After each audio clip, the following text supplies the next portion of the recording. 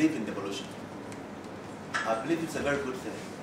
And when I was selling the new constitution, I painted it like heaven because I wanted it to pass.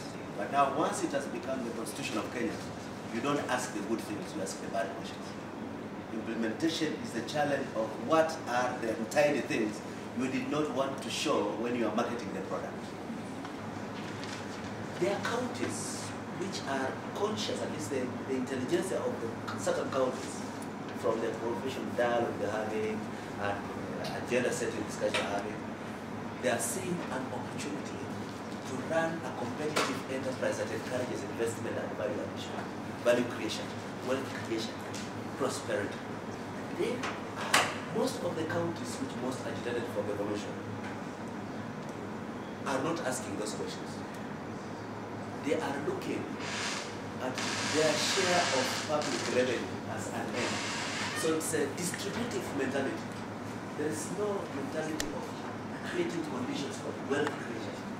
It's about getting our fair share and fairly distributing what comes from central government to us. Now, those are very difficult even as conditions for young aspiring professionals to seek employment in. And when you are asking the wrong questions, it's very difficult now to be comparing across counties the possibilities of uniform terms of employment people in the civil service of the country. Did all of us listen to the video that was delivered this morning? Did you listen to what the people were saying? It's the people were raising the issue that we now have an opportunity to participate, but we also now have an opportunity to look at the specific resources that we have, which we can use to capitalize, not only the 15%, not on the 15% which we are going to get, just a fraction of it, but rather on now we have an opportunity to generate.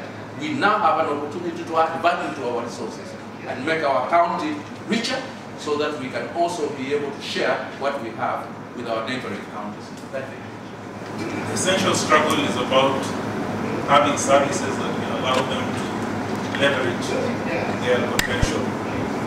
And if you do not have the instruments or the organs that will allow you to deliver those services properly, then it becomes a challenge in terms of ensuring effective service delivery. So the long and short of it is that functional assignment as we have done it in the Constitution is broad. It's not functional. We need to do it way before county governments come in place, because it's going to be critical for all the other elements, including financing, including deployment of staff and other issues. Thank you. Unfortunately, in our country, we don't have data. We could have loved to start like Nairobi County. How much are you getting in terms of revenue now, so that we can use this as a baseline for us to tell you that, so that next year, if you improve, then we are going to see that type of, we can be able to measure the improvement. We don't have that data. It's not available. We try to compile it, but even if you compile it, then also validity and where there is a problem. So we are saying that probably the first year when we are doing the fiscal, when we have done fiscal decentralization, we'll take that as a baseline, and upon which now we build the performance grants upon it. The conditional grants. Initially, the conditional grants to the counties will actually be used for delegated functions of the national government. National government has the authority and the mandate to do that function, but because the county government can be able to do it, and they can do it efficiently and effectively, then it is transferred. Then there is a conditional grant.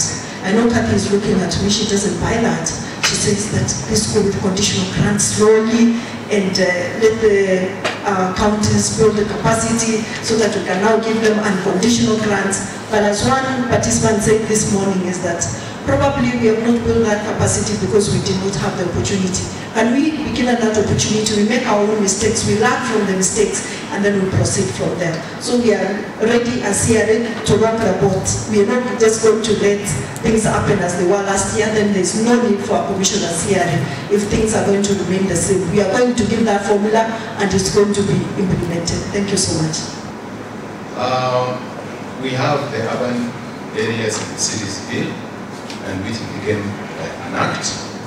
and it provides for the arrangements, which is the question which we are supposed to discuss here. What arrangements are there for ensuring that urban services are continued? I think that act is expected to guide and to govern how the country relates with urban areas and cities. But I think also the Constitution provides window of opportunity and flexibility to allow for legislation. In fact, that is what I think we were working on. That flexibility of coming up with a legislation to govern urban areas. The things which we need actually to prevent or to look at is the issue of not to hinder innovation, which comes strongly from urban areas. If they create spaces, if they promote competition, if they provide opportunities for their urban areas and for their cities, this would be actually a major engine for that county